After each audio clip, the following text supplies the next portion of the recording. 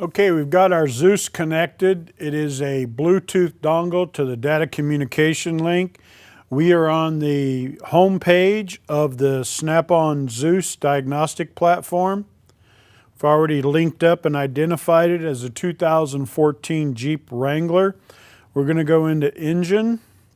We're going to look at data PIDs that are related to the MDS system. Remember, this Jeep doesn't actually have MDS, it just has all the software. Now, Chrysler's really good about bidirectional testing on the engines that actually have MDS hardware.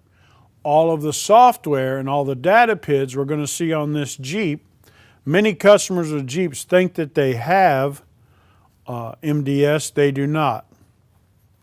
So we're going to concern ourselves with the different software PIDs that we should take note of when we have a MDS cylinder management problem.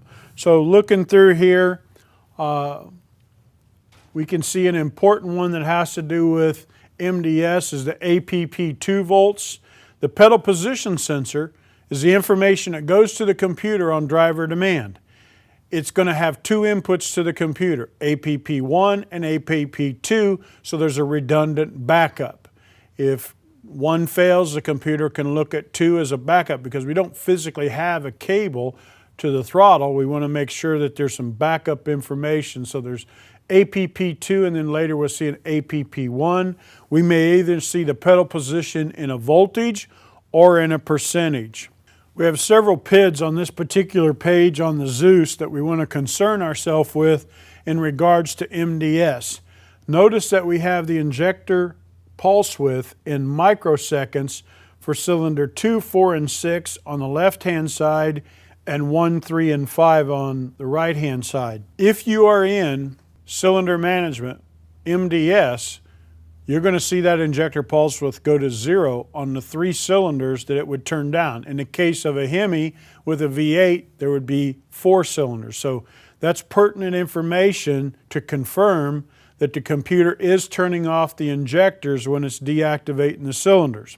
Now, when it deactivates the cylinders, we're drive-by-wire electronic throttle, it's going to open the throttle. When it opens the throttle to improve pumping losses and dynamic engine efficiency, you should also see a change in your map sensor voltage and your map sensor value, which here it's provided in grams or actually in inches of mercury. Below that is your calculated mass airflow rate. Chrysler's your speed density. They measure airflow by knowing the engine size, the manifold pressure, the RPM, the throttle angle, and intake air temperature. So all of that is calculated in it, but you should see the overall mass airflow rate change, and you should see map sensor, whether you're looking at it in the raw voltage or you're looking at it in inches of mercury. Remember, oil pressure would be an important one. If it's not activating, there has to be a certain oil pressure, typically around 20 psi, to even dislodge the locking pin on the lifter to go into cylinder deactivation.